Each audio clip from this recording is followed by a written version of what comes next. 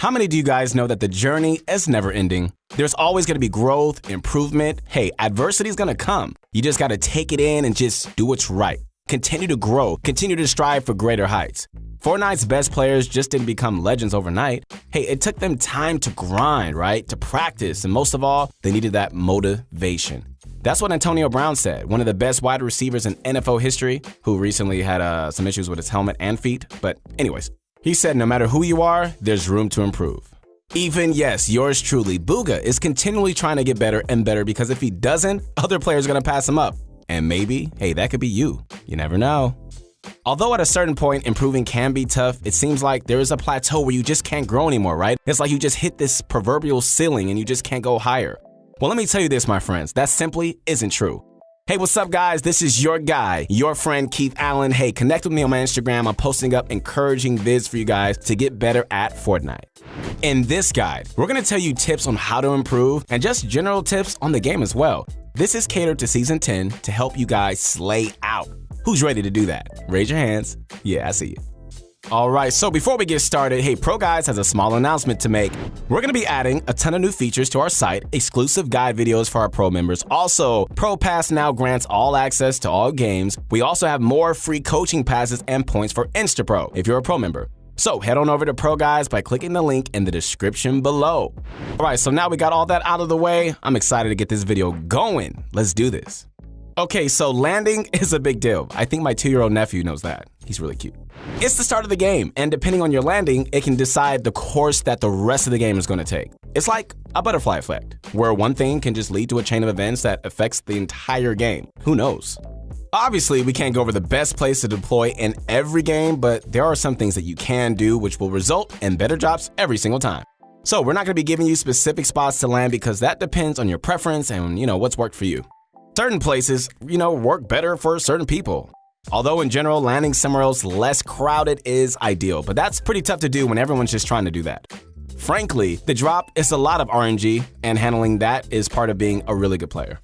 So the ideal place to land is on a chest on top of a roof. That'll give you an excellent high ground starting position, right? And a solid vantage point on any enemies that are still dropping or in the open. Of course, chests don't spawn every single time, so it's a really high-risk, high-reward play, which isn't reliable enough. To get the best drop possible, you should turn on visual cues, which makes it a lot easier to see if there are any chests. With that on, or if you have a loud enough volume, you could just eventually see the chest before you drop. When there isn't a chest, then you could just fly away and go somewhere else. That's really the best way. But where should you drop in the first place? Good question. Well, in general, landing on the edges of the point of interest is safer than the center because there are fewer places to get targeted. You can also build faster if you're getting targeted from multiple angles. Honestly, so many people die in the early game because now it's like, where do I go after the first game? Well, that's what we're going to be getting into next, rotations. A lot of people are just clueless when it comes to rotations. They think that you should just move indirectly to where the safe zone is. Well, that's definitely not true. Rotations are so important. Watch any pro and you're going to probably realize that they're not just going places randomly. Each one of their rotations is planned out. Trust me, it just isn't apparent to most people. So there are different rotations depending on what type of game you're going for, but this game is going to be focusing on arena and scrim type games. In a solo squads game, for example, you would never want to push with the zone. You'd be rotating towards wherever the people are. So keep in mind the purpose of this tutorial. You're going to want to base your rotations off where you are and how many people you expect to encounter and what the zone is. Okay, so let's just say you drop in Westworld, right? And the zone is centered around Loot Lake. Now, the rotations in the early game aren't quite as vital as they're in mid or late game because you can always just change your positioning, but they still require some excellent decision making. In general, if you're in the zone, you don't want to just move anywhere else. As long as you have a lot of mats, then you should just box up until the next zone comes in. Usually, moving early will only lead you to getting third party. So find a right spot to turtle up, preferably somewhere on high ground, and just chill there. So if you're on low ground, you'll probably end up being the target of multiple people. During mid game, it gets a little more complicated. Ideally, you have enough mobility to push late, but if not, then it's a good idea to just leave early. Especially during mid game, there are lots of people around the border of the zone, which means there are lots of people to surround and kill you. Instead, hey, get the jump on them, and you can catch them off guard from inside the zone. Okay, so as a rule of thumb, you should leave about 45 seconds before the zone will push you in. That's going to give you enough time to take a fight on the way and turtle up in a good spot. All right, so as far as late game goes, these are probably the hardest rotations. Considering how much is going on, I mean, it can really just be tough just to go the way you want to go.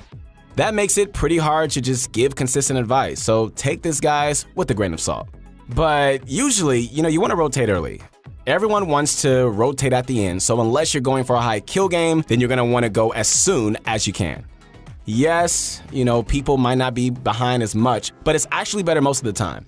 It'll be so much less hectic and more comfortable to just get where you want to go, and there will be fewer people contesting one spot. Alright, so take this scenario. It's late game, right? And you see a mountain that hasn't yet been exposed by the zone. So, what do you do now? Well, what you should do is get as close as possible, even before the mountain comes into the zone. That way, you're going to have the earliest direction onto height. Alright, so let's see how Salage handles it here. We're going to play the entire clip and then go over it. Now, can I do this? Can I do that? And getting a good read on what's going on in the match is what is very important to me and will help me judge what I want to do. For example, I take height here because I didn't see anybody else up on height that was close to me. And I have an RPG, so if I have to, I can take down some builds, but I don't really have to for the most part. Alright, so see how that entire area is open for the taking? Wow, that's exactly what you want. Watch how he actually gets to that area. By using this type of tunnel, and since everyone is so busy rotating, he has time to take the high ground. That puts him in a place where the people are, and so he doesn't have to use any mats. Those are the kind of minor things, guys, that pros are doing and just simply we're not. As soon as he gets to that spot, he starts to assess the situation. Since he left early, everyone else is busy rotating while he has time to do a few 90s to get to height. That puts him in a better spot for the rest of the game, which he actually holds into the end.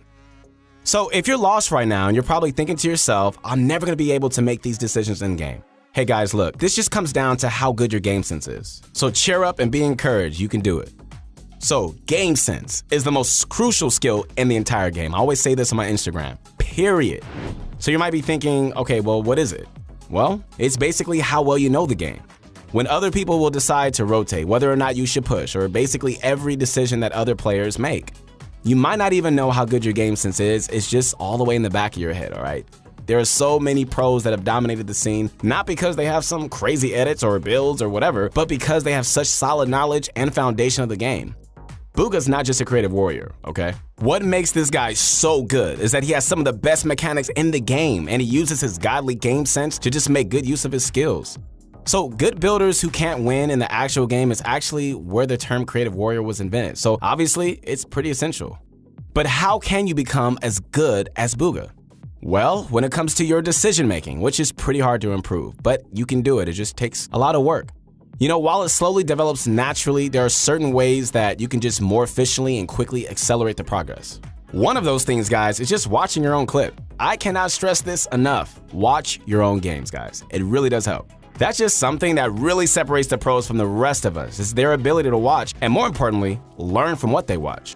Alright, if you're watching your footage, but then you forget what you're watching and who you're watching, then that's a sign that you need to wake up, okay? Please, you gotta learn from your footage. So spectating yourself allows you to think about each situation a lot more clearly, and actually make a conscious decision. Eventually, those decisions will become natural.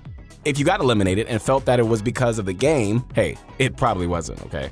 Take a look back at the replay, think about all the decisions that led up to you getting eliminated. Was it the landing, the rotation, the wrong edit? Hey, make a mental note of why you got eliminated and then just go into another game. Do the exact same thing you did last game, except make the changes that you took note of.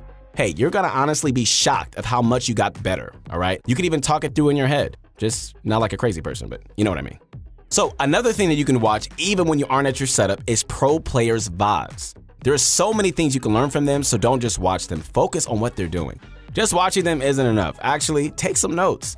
Even though it looks so effortless to you, they're actually thinking through everything they do. So just try to go through that process with them too.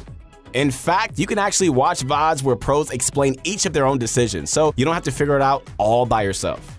For example, Bala has some insanely helpful videos where he reviews the VODs of different pro players and makes insights into what they did right and what they did wrong. Honestly, this is probably the best way to learn about the game. So take this advice and guys, make it happen.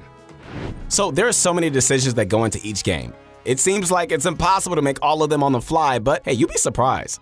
At some point, it'll all just be subconscious decisions, and you'll just be able to focus on other aspects of the game instead. But here's a little recap for you. You ready?